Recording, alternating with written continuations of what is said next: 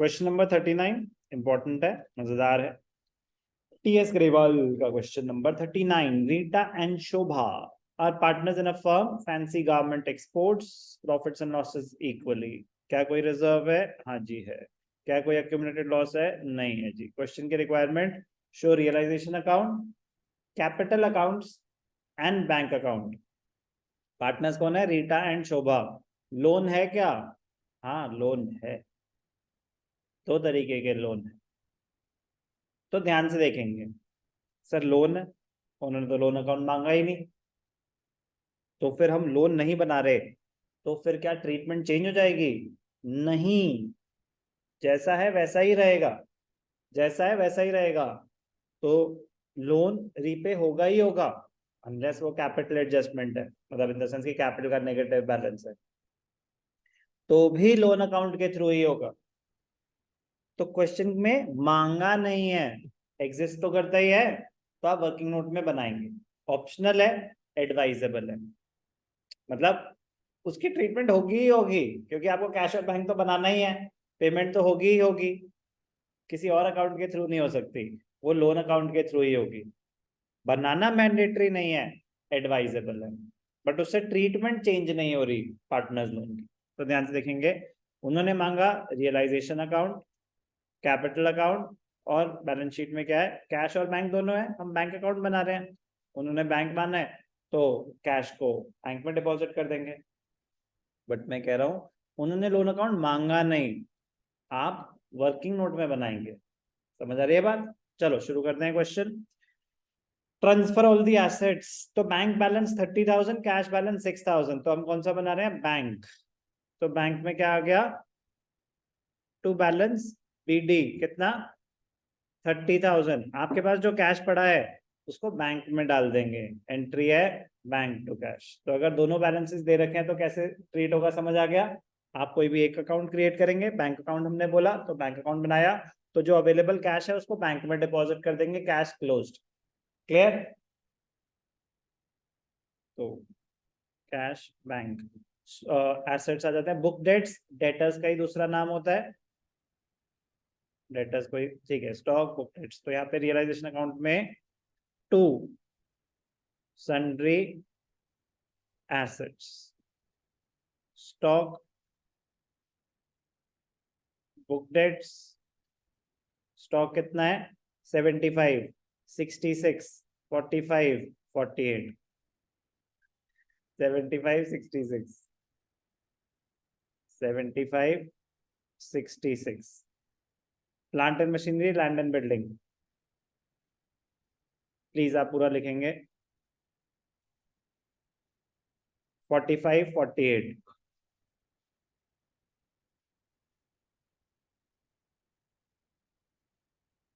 Provision simultaneously दिखाना चाहिए, bye sundry liabilities, provision for bad and doubtful debts 6,000। तो अब ध्यान से देखेंगे, बुक डेट्स दिखा दिया, प्रोविजन दिखा दिया, प्लांट एंड मशीनरी दिखा दिया, land and building. Loan to Shobha, हमने उसको लोन दे रखा है, उसके कैपिटल को डेबिट कर देंगे। तो 10,000 शोभा, शोभा टू लोन टू शोभाज अकाउंट, कितना था? 10,000, कैपिटल को डेबिट कर दिया, तो सारे एसेट्स ट्रांसफर हो गए। Creditor 75, bills payable 30, creditors 75, bills payable 30, creditor 75, bills payable 30। Loan by Rita 25, general reserve 24। Loan by Rita by balance BD 25, 24। Loan by Rita 25, general reserve 24 है, कैपिटल में डिस्ट्रीब्यूट हो जाएगा, capital 90, 30 by balance BD 90, 30। General reserve है by general reserve कितने general reserve 24 equal partners 12,000 12,000 तो सारे assets transferred सारी liabilities transferred शुरू करते हैं question Rita took 25% of the stock at a discount of 20% in settlement of her loan in settlement of her loan in settlement of her loan 20% of the stock 25% of the stock in settlement of her loan stock 75% 75,000 तो चलो पहले तो working note बनाते हैं stock कितना है 75,000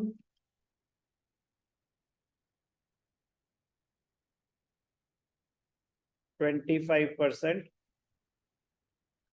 75% तो 37,500 होता है half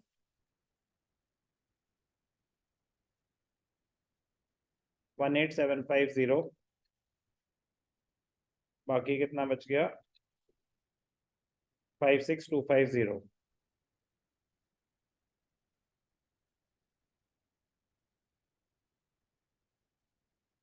25% of the stock at a discount of 20% in settlement of her loan तो लोन तो खत्म हो गया ना तो लोन तो खत्म हो गया हम्म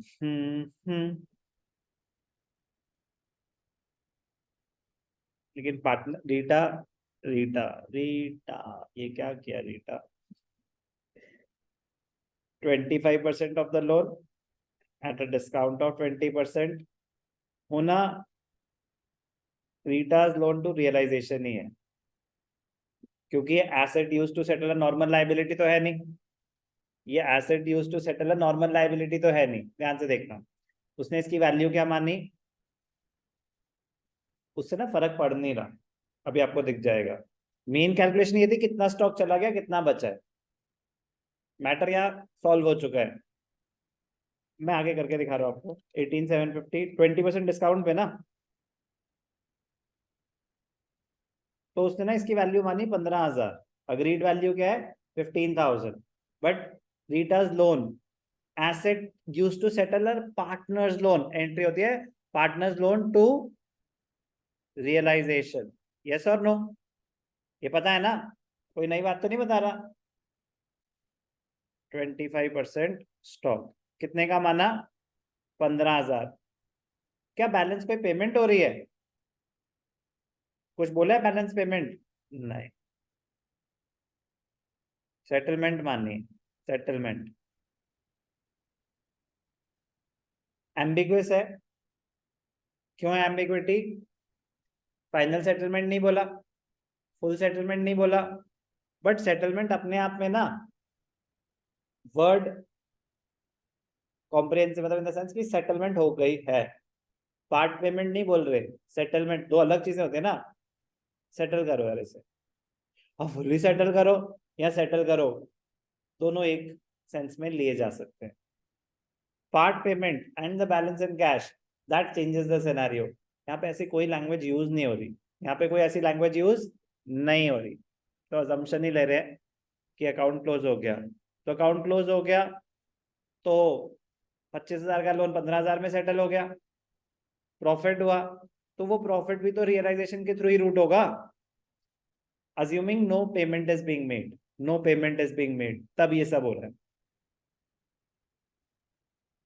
कोई डाउट तो मैं इसलिए कह रहा हूँ यहाँ पे ना कैलकुलेशन की जरूरत नहीं थी क्योंकि उसका लोन तो सेटल हो रहा है अब उसने उसकी वैल्यू 15,000 मानी या 20,000 मानी होती या जो भी वो लोन पूरा सेटल हो रहा है एंट्री तो loan by Rita to realisation 25,000 पूरी की पूरी ही होगी उसने 20,000 माना होता तो 5,000 का प्रॉफिट हो रहा होता उसने 15,000 माना था तो प्रॉफिट 10,000 का हो रहा है मतलब वो टोटल 25 ही होना था एक्स्ट्रा तो हम दे नहीं रहे ये पॉइंट तो रियलाइजेशन में बाय लोन बाय रीटा, तो रीटाज लोन अकाउंट भी लिख सकते हो,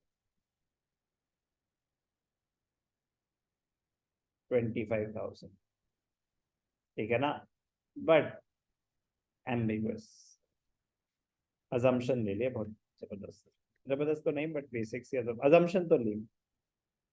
लाइबिलिटीज में और तो कुछ नहीं था, ये तीन ही थे ना, तो 1,11,000, 1,11,000, ठीक है जी, पहली बाउंसर। दूसरी बुक डेट्स रियलाइज, तो इसमें बैंक के थ्रू एंट्री है, सन्ड्री क्रेडिटर्स ये पेमेंट है, लैंड एंड बिल्डिंग ये बैंक के थ्रू है, Rita to goodwill of the firm, unrecorded asset, unrecorded asset, unrecorded liability, realisation. तो एसेट के दो के एसेट्स के बारे में दे रखा है, ध्यान से देखेंगे, by bank account, sundry assets में क्या क्या आ रहा है, book debts 54,000, land and building 120, book debts कितना था, 54, लैंड एंड बिल्डिंग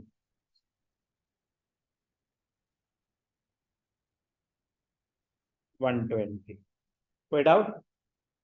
और किसी एसेट के बारे में तो कुछ मेंशन नहीं है। अब ध्यान से देखना बेटा, किताब पुरानी क्वेश्चंस कहीं कहीं पे यूज करते हैं, बुक्स क्या यूज करते हैं, कहीं कहीं पे पुराने क्वेश्चंस यूज कर रहे हैं, बट एक रूल ना इस साल चेंज हुआ है, एक रूल इस साल चेंज हुआ है, ध्यान से देखेंगे क्या रूल चेंज हुआ है। डिसोल्यूशन में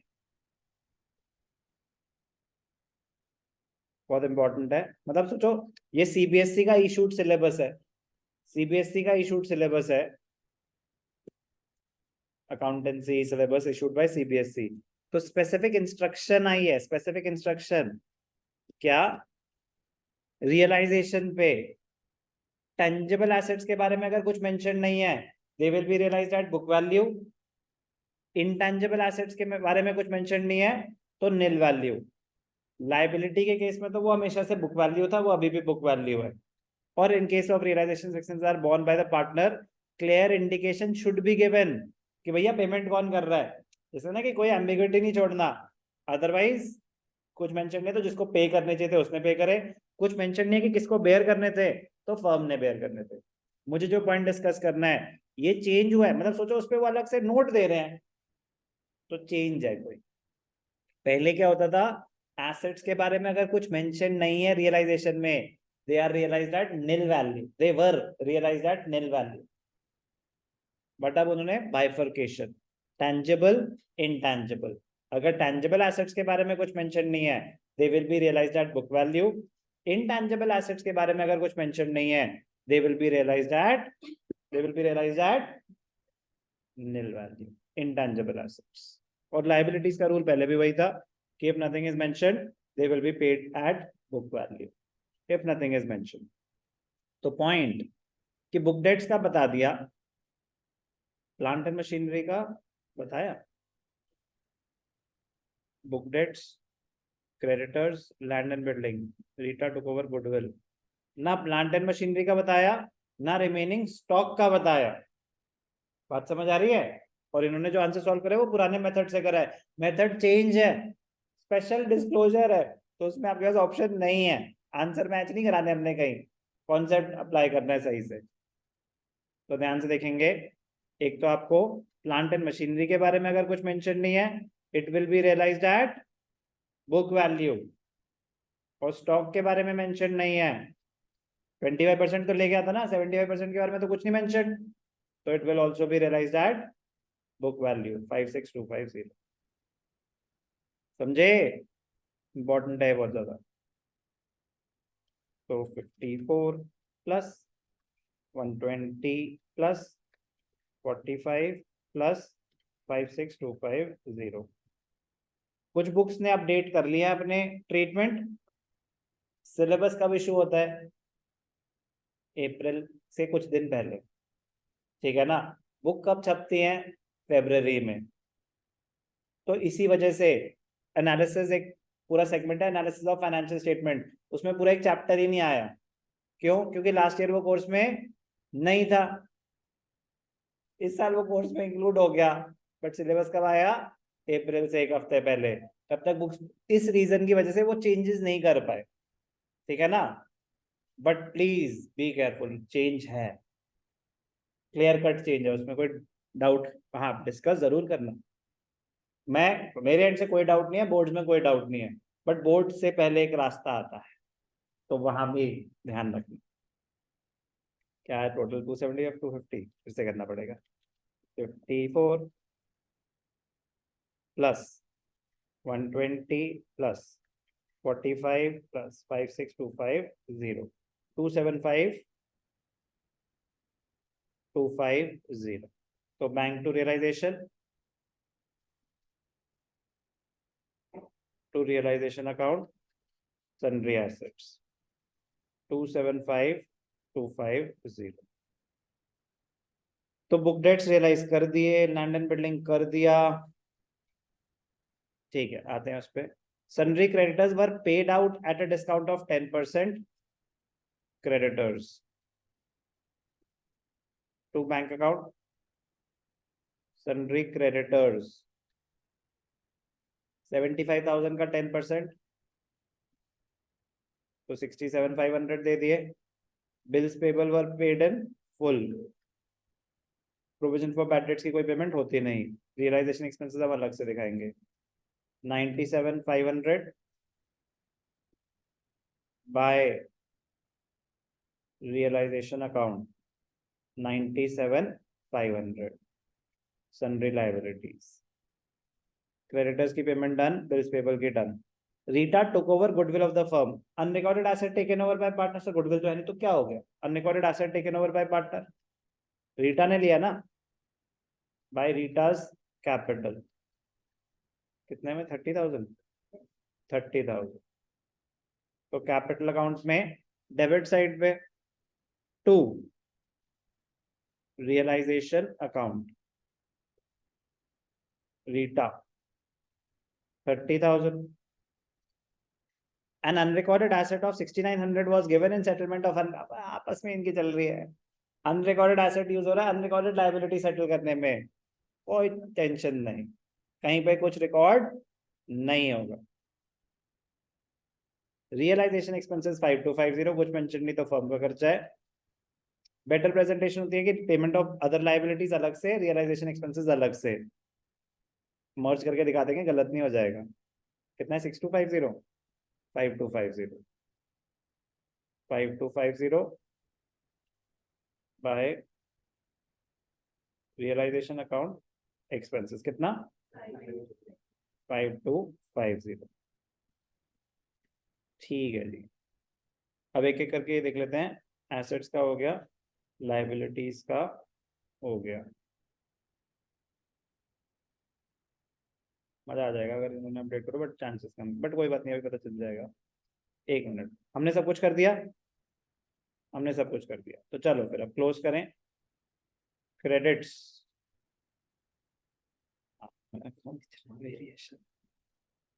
75 plus 66 plus 45 plus 48, 2,34,000।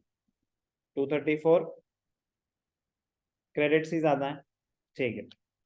1,11,000 plus 25,000 plus 275 250 plus 30,000 441,250 minus 234 minus 97,500 minus 5250 to gain on realization transferred to partners कौन है? रीटा एंड शोभा। 1,04,500 कितना प्रॉफिट हुआ? इक्वल 52,250, 1,04,500, ठीक है। तो यहाँ पे क्या आ जाएगा? By realisation account gain 52 250, 50 to 250। अब ध्यान से देखेंगे कि कोई corresponding entry, assets liabilities, loan by Rita, bank loan by Rita, वो तो अलग हो गया। बैंक की एंट्री वहां दिखा चुके हैं, रीटास कैपिटल 30,000 दिखा दिया, बैंक की पेमेंट दिखा दी, एक्सपेंसेस दिखा दिए, गेन दिखा दिया, एक्सपेंसेस दिखा दिए, लाइबिलिटी दिखा दी, एसेट दिखा दिया। ठीक है, फिर इसको भी क्लोज करते हैं। कोई, ठीक है, लोन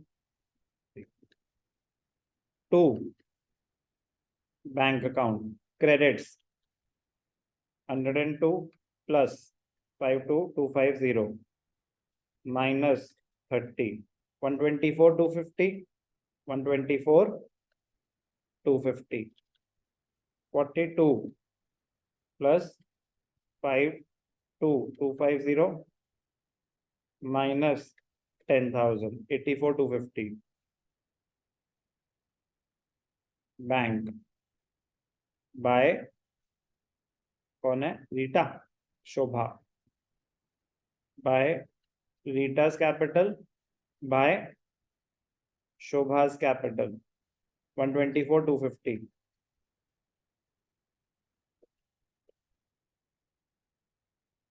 $84 250। तो debits 275 250 plus 6,000 plus 30,000, 311 250, 97 500 plus 5250 plus 124 250 plus 84 250। जय माता दी।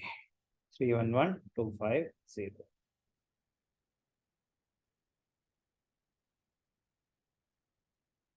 Amount paid to Rita 124250। आज के समय वो बेचारा ऐसे क्यों घबराया हुआ था। सब कुछ सही है, सब कुछ सही, यही ट्रीटमेंट फॉलो करनी है, मैच भी कर रही है, ये ट्रीटमेंट फॉलो करनी है। बस ध्यान से देखना, ये 10,000 का जो आपका चेंज है ना, कि amount paid to Shobha bank account, ये 10,000 लोन है। जैसे मैंने बताया ना कि उनका जब मन करता है वो ये एसेट वाला लोन कैश में ले लेते हैं कि पहले पैसे दो हमारे, और फिर कैपिटल की अलग से पेमेंट। ऐसे थोड़ी ना होगा, ठीक है ना। अगर एसेट में लोन है और कैपिटल बैलेंस है क्रेडिट, तो आपस में सेट ऑफ ही होगा, वो आपस में सेट ऑफ ही होगा। समझ आ रही है बात, कि लोन, मैंने आपको लोन दे रखा है भाई साहब, कैपिटल बैलेंस तो देख लो कि कितने पैसे लेने हैं मैंने आपसे, तो मैं आपसे 10,000 रुपए नहीं लूंगा, वो 10,000 रुपए कैपिटल के अगेंस्ट ही सेट ऑफ हो गए। मैं यहाँ ना सेट ऑफ करता तो कैपिटल पेमेंट कितनी हो रही होती, 94 250, फिर मैं आपसे 10,000 रुपए लेता तो बैंक में वो 10,000 रुपए 10,000 एक्स्ट्रा एंट्री आ रही होती। तो मैं कह रहा हूँ वो आपस में सेट ऑफ होंगे, वो आपस में सेट ऑफ होंगे, जैसे करा है वैसे ही करना। ओके, कोई डाउट? सही है, सब कुछ मैच कर रहा है, और इज वेल।